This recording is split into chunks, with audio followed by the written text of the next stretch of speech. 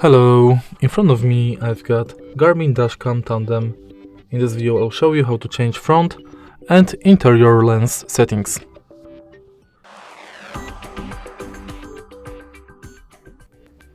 In the beginning, let's go to Garmin app, make sure that the camera is connected with the app, and then enter settings.